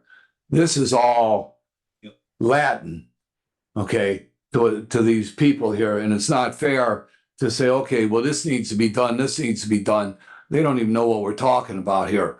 So they need to get educated on this. And by doing that, I think a workshop would be in order to get all the facts out there, get the right people that need to be at the table, city controller, what have you, city attorney, and get us in a workshop to discuss this thing, to get all the facts played out. I mean, we're talking about asking people to rescind, you know, $2.5 million or whatever the amount is. And that's a big lift for people that don't even know what's going on. They don't even know where the area is at. If I may. So that's going to be my recommendation. Well, if I may, recommendation. For a point of reference, that to take action, you have to do it at the preceding meeting, according to Robert's Rules of Order. You have to take action tonight. Well, sir, and then let me finish. Let me interrupt, because we're not going to take action tonight. If we're going to do anything, in my opinion, is to have a workshop so these people get educated, and these council members are sitting here shaking their head. Well, yeah, we want to know. And that's what we're going to do in fairness to council. the action that was taken will stand, and the 2.5 million will stand. That's, Well, you just can't come in front of and if you want to argue the point, we'll argue the point. But you just can't come in front of a body of council people that are voting on millions of dollars and say, hey, you got to vote on this tonight. Well, that's not going to here's the happen. point. Sorry. Why is that even on the docket when the other money was rescinded? This is the point. It's not a big gray area. It's a simple thing. And then you can go and find out how much money is allocated and what has been spent. And then you can move on from there. But the main thing is this: how can you spend money that was rescinded? Which I'm saying, the last administration was playing hokey pokey with the money. That's all I'm saying. I'm trying to make you aware of this. I'm not trying to pull nothing. As I'm telling you, I had to get the information together. I wasn't ready at the last meeting. Okay? So this is the next meeting. And sometimes that's your opinion, Mr. President. But your opinion is not in conjunction with Robert Rules of Order. Because this will go forward. Excuse me. And Point of point order. 5 is Excuse dead. me. Point of order. We're not gonna go back and forth Right. with this. I'm going to Go ahead. turn this over to our council attorney to advise the council what is the proper legal protocol that we need to follow. It sounds as though, just based upon the comments made from the chair, that we need to bring the other council members up to speed on the issue. And if that's the case, I agree, it needs to be set for a work session. And that is not in any violation of the Robert rules in regards to that we should be calling a special meeting right and now. I don't think the suggestion was being made with the public comment that it's a violation of Robert's rules. I think his point was that if you wanted to rescind an action that was taken at the prior meeting, that you would need to take action today. Not that you're doing anything improper, but I think the relevant point is you don't have any background in order to rescind it. We're really only talking about public comment. This isn't even an agenda item that's there, so you're to some degree handcuffed. Okay, thank you very much. So that's the direction that we're going to take. Thank you, Mr. Przybylski. Your time is up. Anyone else from the public wish to speak? Kathy Stransky, 223 Sparker Ave, and I'm giving Paul my 3 minutes. The only thing I can say to your ruling, Donald, is that I Out of order, Mr. Przybylski. Have a seat, please. I think Have a seat, that Mr. you have Przybylski. not been listening, that I'm trying to Have a save seat, some Mr. money. Przybylski.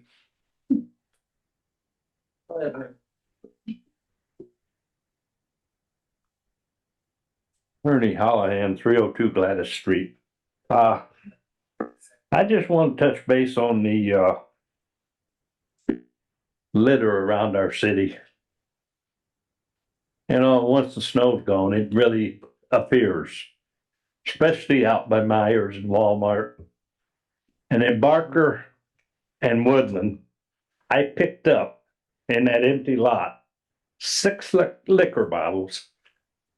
I think there was about 4 water bottles there. And I picked all of those up and put them in the recycle at my house. And I noticed another liquor bottle down at Michigan Boulevard and Woodland there on the sidewalk. It's just, it's disgusting. The way people throw stuff out. It's sad. And they put the fences up out at Myers, but that's not stopping anything. Some of them are laying down even. Thank you. Okay, thank you, Ed. Yes, Tommy Kolovic, 1316 Ohio Street, just to respond to Ernie about the litter. In the city of Chicago, since February 2017, they charge 7 cents for every plastic bag you take out of the store. They have a city bag fee. I think we need to have a city bag fee here. I'd up the ante to a dime.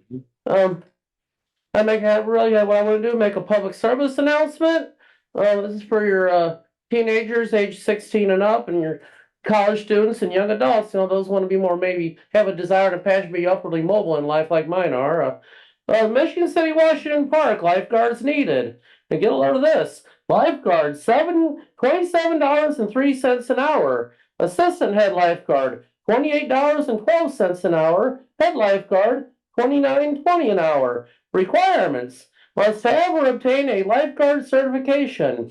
Must have a valid driver's license. Must pass a drug screening. We will have a free waterfront lifeguarding course. Dates to be determined. I think the application is May 15th, the deadline. Submit applications to the Michigan City Fire Department Administration Building at 2510 East Michigan Boulevard. That's 2 doors over from the McDonald's over on the boulevard. We don't know where that's at. Or here at City Hall at 100 East Michigan Boulevard. Need more information? Send us a message or contact us at 219-873-1440 extension 4004. And you can email our public information officer, Tia Free, at tfree@emichigancity.com. I want to congratulate our 2024 Michigan City Marquette girls basketball team. They're the state runner-ups. They played a great game in the state finals against Lanesville. Two great teams. I think Marquette's going to be back. They got the core of their team coming back next year. I think they got a set of 3 sisters on their team that I thought was amazing. Got to congratulate the boys team. They won their sectional Saturday. They're going to be moving on in the IHSA tournament. They're going to be moving on to the regional. Our guy Braden Fisk, our 300-pound, 6'5" defensive tackle from Florida State University. I'm done. Yeah. Oh, Thank you, sir. thank you, Tom.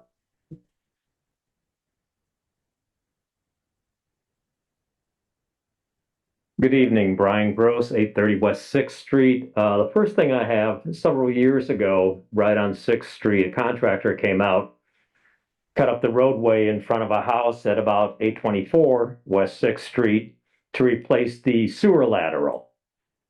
And when they were finished, they covered it with stone.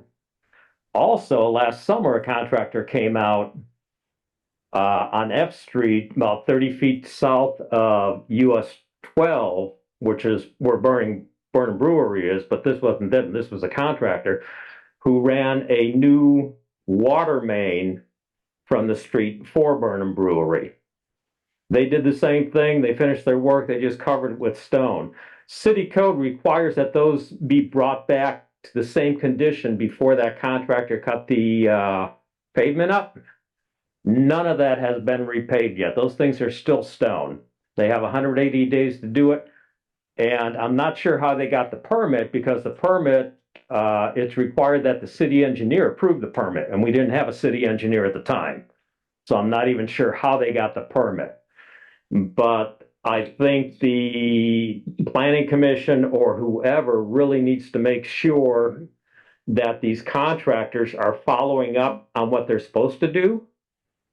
And if they're not, they need to pull the license and fine them everything else that the city allows them to do.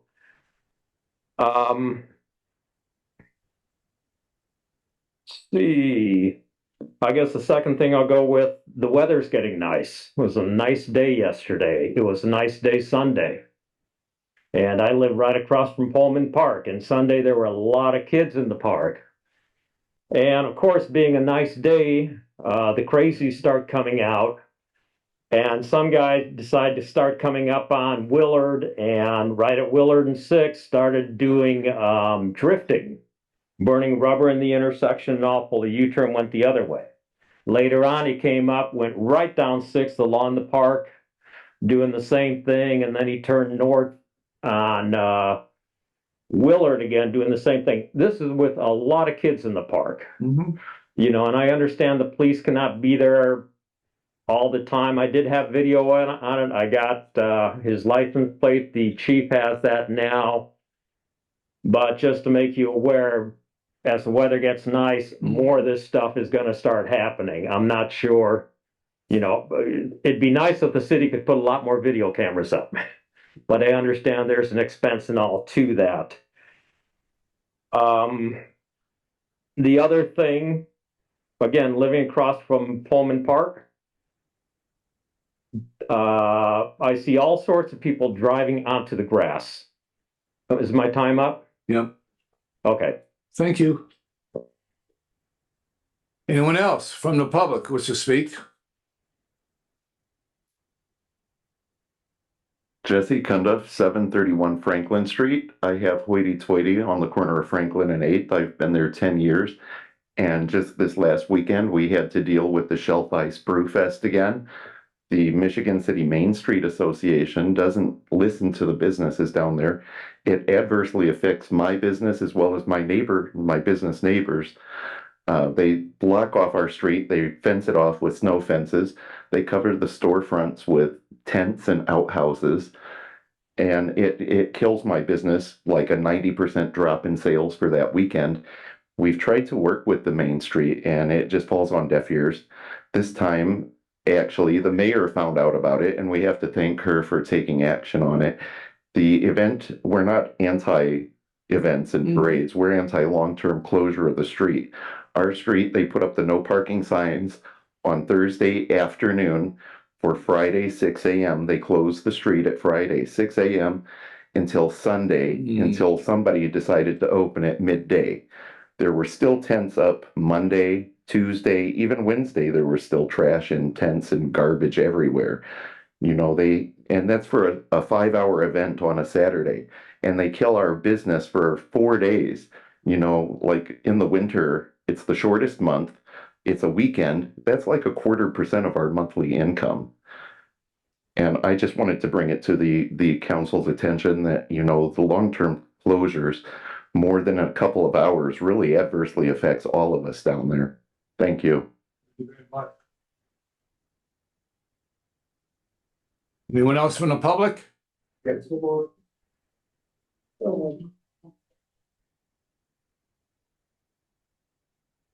evening. Good evening. My name is Sal Dunlap, 729 East Michigan Boulevard. I came back to Michigan City the 1st of July in what I'm calling a sabbatical for at least a year. My interest in supporting the city and the integrity of our residents is to engage in cleanup campaigns from the inside out, meaning changing the mindset of folk regarding what is the power that's in filth. Are any of you familiar with the concept of blue zones? Okay. For the benefit of all of us, a guy from Minnesota went around the world looking for communities where people were living well into their 90s and beyond in good health. Found 5 communities. They all shared basic characteristics that contributed to the longevity of the residents who lived there. One was the food they ate. 2 was, do you wake up with a mission? Even at that age, gotta have something on your mind. Why get up? Gotta have a mission. 3, do you exercise? Do you do something with your spiritual self, your mental self, and your physical self? Do you exercise? The other is the environment.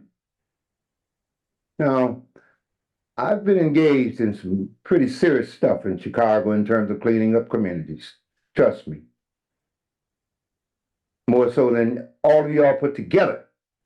I've attacked filth because I'm not afraid of it, regardless of what dimension it might take, be it spiritual, economic, physical. I'm a Vietnam veteran. One of the things they used to talk about when I first went in, they would make us go on police call. That's picking up every morning. If it doesn't grow, pick it up. And there's a spiritual connotation in that. If you're not about the business of trying to be about the business, you ain't about nothing. So this is going to be my contribution in terms of trying to help and contribute to anything capable of being nourished. whether you're in business or you're a T-ball coach, all of this is blessed by a clean environment. Mr. Dunlap, if you could just summarize. People are getting ready for the 500 race by racing up and down Michigan Boulevard. I live in the 700 block, and these bikes are having a good time, real good time. Thanks. Thank you, sir. Very good.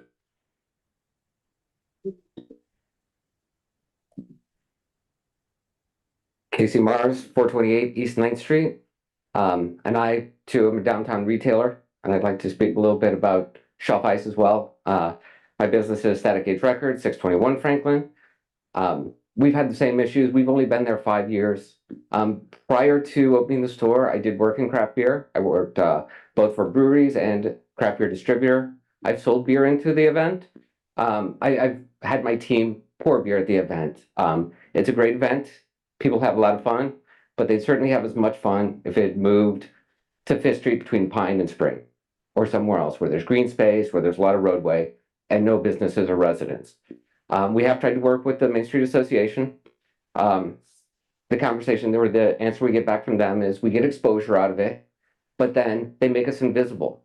In front of my store, which again is 621, it's on the corner of 7th, there's the green space there. There's a tent that goes all the way across the front of my building, so nobody who attends can see that we exist. And because we're next to the green space, they close off the sidewalk, so it prohibits foot traffic back and forth. So we're just this weird corridor that people have to walk down to try and find us. Again, I think it's a great event. I've had fun there. I think it's fun for Michigan City. I think it's a positive thing for Michigan City, but it would be fun anywhere else that doesn't affect the businesses. You know, Taste of Chicago isn't on Michigan Avenue. It's in a park. So. Thank you, sir.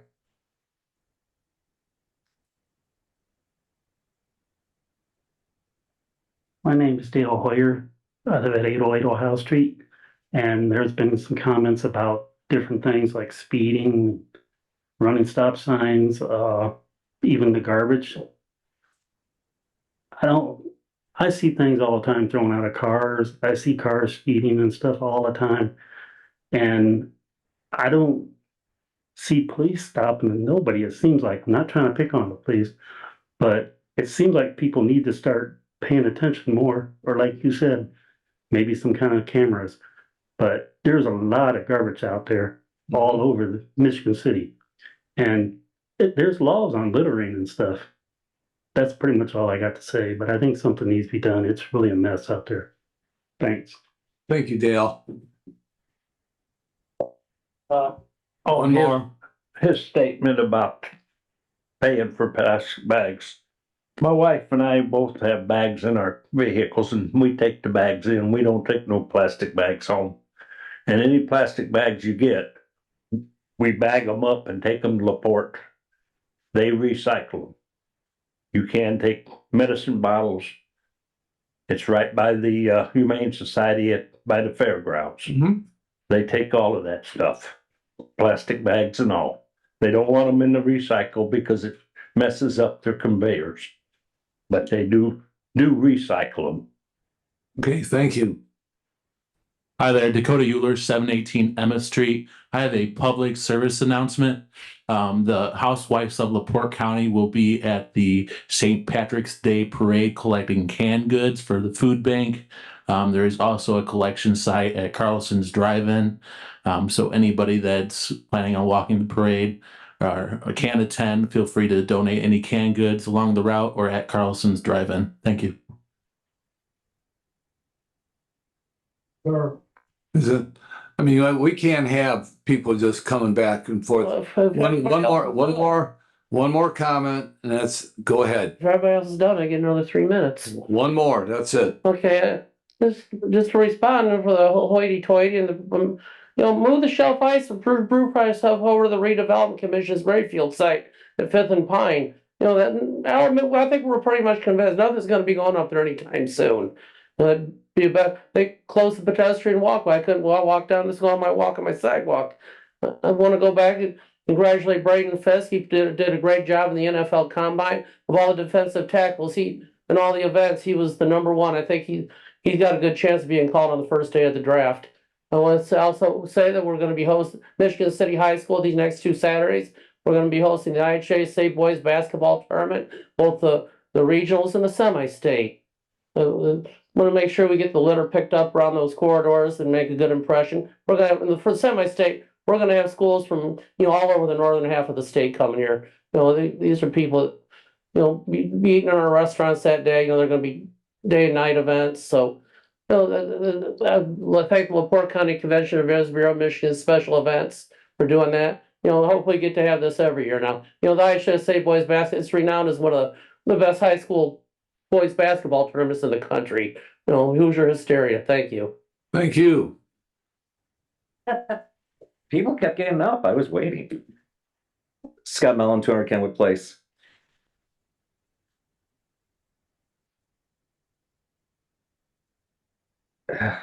Where to start? I'm hearing a lot of newsflash. We don't live in Eden. We live in a city.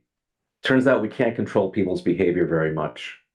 People are both the best and the worst. It turns out they litter, they speed, they live, they laugh, they cry. I'm hearing a lot of power and control here. We're worried about how people drive. We're worried about littering. We're becoming, to a degree, in my opinion, an Orwellian surveillance state. We've added dozens of stop signs to this town in the last number of years, each one of which is a conflict point potentially with the police interaction, which can go south for both sides. We have dozens of flock surveillance cameras. I've asked repeatedly that we get some feedback, some reports of their effectiveness. In a very brief conversation with the chief earlier this week, he said, file a FOIA request. That might be technically correct, but I find that kind of hostile. You can voluntarily produce information. It doesn't have to be a federal case, a FOIA request. Mm-hmm. We're talking about code enforcement.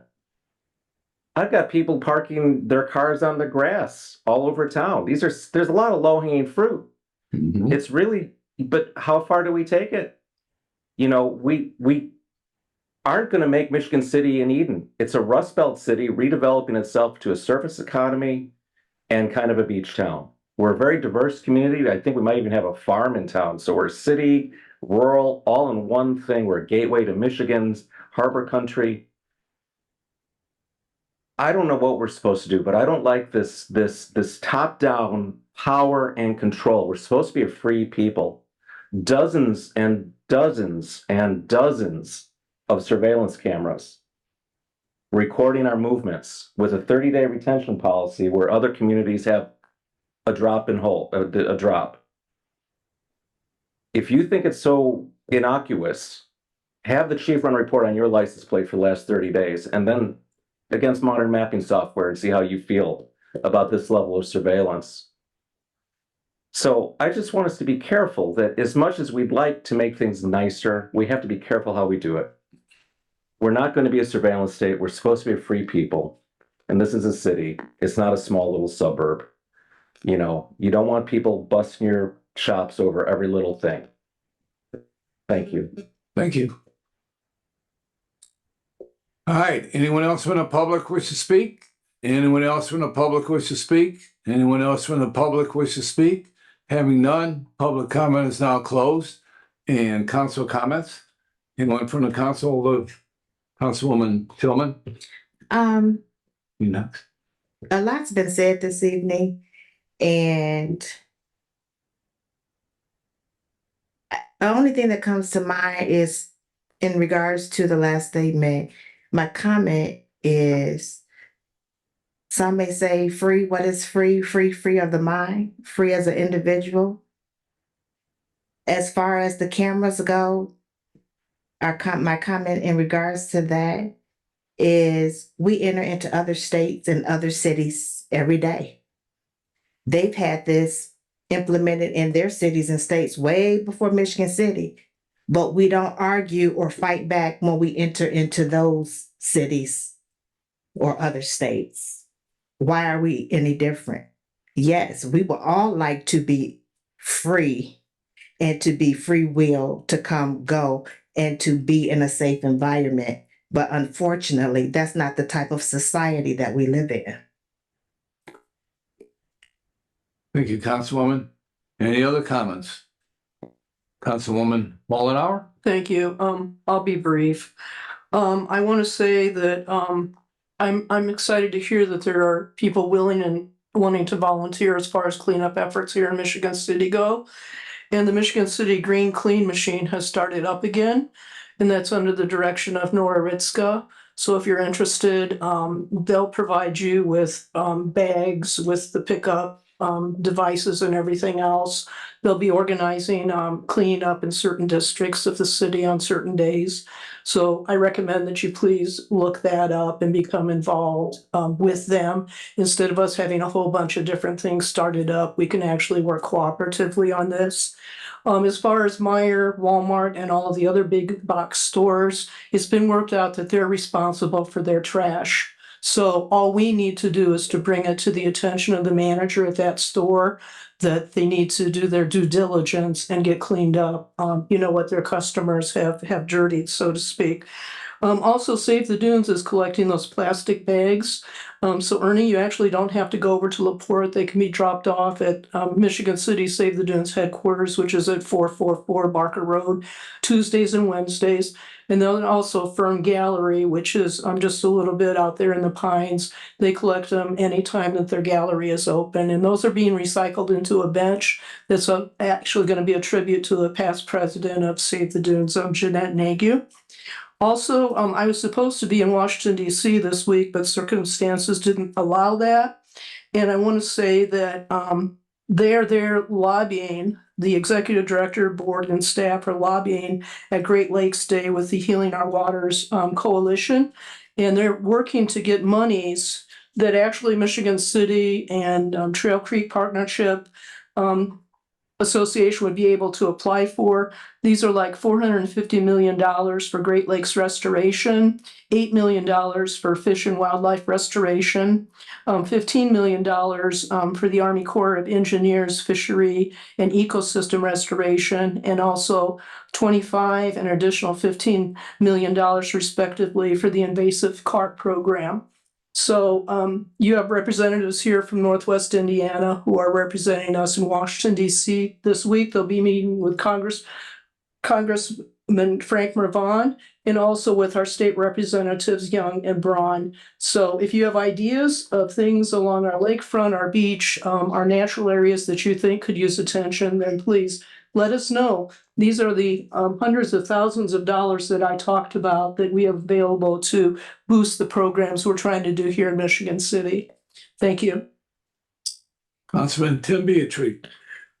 Before I came to city council, I spent 3 meetings, a month and a half, as president of the Board of Works. And I was president of the Board of Works when the request from Shelf Ice came to close streets. I wish I knew then what I know now, because I'm sensitive to what you reported. We all want you to be open as much as you can be, and we want people to come to your stores as much as they can. And if we're creating hardships for you, then that's on us. But we're not the group that you should be speaking to. It should be the Board of Works. So I don't remember you being there when I was there, when we approved the, oh, you did yesterday. Oh, okay. That they were gonna go in front of you to request this treatment. They have to do that every time. Oh, then you need to look for Board of Works agendas in January and February, because they're online. And so next year, they won't be able to fool you. The consensus was they've all gone, right? Yeah, because I would never approve that if you had reported to me that you were gonna be unable to sell anything for 4 days when it's a one-day event. Go, but we never know when their application was going. It's online. You can check the Board of Works website now. I'm sorry you had the experience you had, and I hope you never have it again. Any other comments from council members? I have just a few here. And same thing as Councilman Beatrice talking about. with the shelf ice. I wasn't down there this year. I was visiting family. But your concerns of what took place down there, I'm glad you called the mayor and she got it straightened out. This is what it sounds like to me. But that should never affect businesses in the downtown area the way you're saying. And I know there's a lot of people that come down there, and I know that we have a liaison. Mr. Coulter is on the Main Street Association. So, Mr. Coulter, at the next meeting, I appreciate if you would direct these sentiments to the board and let them know what's going on with the downtown merchants and their disgust with what took place down there. Yeah, I've been talking to Justin and the board. They're aware. Okay. Well, just as long as they make improvements for next year. Yeah. Okay. Thank you. For the council itself, we're not going to have the workshop Thursday, that 5:30 workshop. No workshop Thursday at 5:30. Okay. Canceled. Don't worry about it. It's canceled. Tomorrow night, we do have that finance workshop at 5 o'clock. And at that time, you're going to get your 2024 budget books so you can all look at it. If you have any questions, I'm sure Mary Lynn would be more than happy to, answer them or set up a time when you can go talk to her about it. Or if you have questions, you can give me a call, or Councilman Dabney, Councilman Dietry. We've all been in. Of course, our finance chairman here, Councilwoman Tillman, she'd be more than happy to answer questions that you may have. The Women's Commission luncheon is Friday at 11:30 at Memorial Park. That's going to be taking place. And also I have, each one of you, I pass it out to each council member, is the rules for the electronic remote participation in meetings. So you know exactly what the rules are. And we'll go from there with that. Okay. You know the rules, you know how you got to adjust to them, and take care of that. And the other thing, the Marquette Lady Blazers, I know that Mr. Kowalik brought that up, but I just want to congratulate them to being runners up in the state single A basketball tournament. They represented, although they lost, nobody wants to lose. There's got to be a winner and a loser. But still, you learn a lot from that aspect of it also. I've been there many times in my life, and it just makes you work that much harder. But the important thing is those young ladies represented Michigan City as a community very well. And I'm very proud of what they accomplished. And with the, yes? And with the, pardon? Oh, my 3 minutes? Oh, okay. Okay. Oh, you got to have a little fun sometimes, It's not all serious business day in and day out. And then the Marquette boys, our men's basketball team, I guess, won their sectional, and they're moving on to the regional. So the city council and the city wants to wish them well. And I just want to close on, and I'm glad you brought that up about the green clean team starting back up. Yeah, that's great. Because I've had people, bring it to my attention, and it's in my attention every day in and day out. I pick up garbage up and down my street. I pick up garbage up and down Franklin Street. And as springtime comes around, if you don't mind looking at garbage, then that's your own personal opinion. I don't like looking at garbage because I think it makes our city look terrible. I mean, you go to, I'm going to say, well-organized cities that have a great reputation for people that want to come and live there, and they're clean. You may see a little rubbish here and there or a bottle laying around a curb, but you don't see garbage bags of trash on the side of the road like Jackson Street, right down there by Gardena Playground. I called the city to come down there and have that cleaned up 2 weeks ago, and they had it cleaned up in 4 hours, but there was just trash all over. And I don't understand the mindset. I don't like the mindset and the people that are doing that. I wish they would quit. But, you know, it's got to stop. But anyway, the Green Clean machine is back and we will take care of it. What do you got? Correct the name, it's the Great Michigan City Green Clean. Okay, the Great Michigan City Green Clean. And she's already got 882 members that have looked at it. And Nora does a fantastic job with that. Fantastic job. With that being said, I don't have anything else. Any other council comments? No? All right. Is there a motion to adjourn? All right. Meeting's over.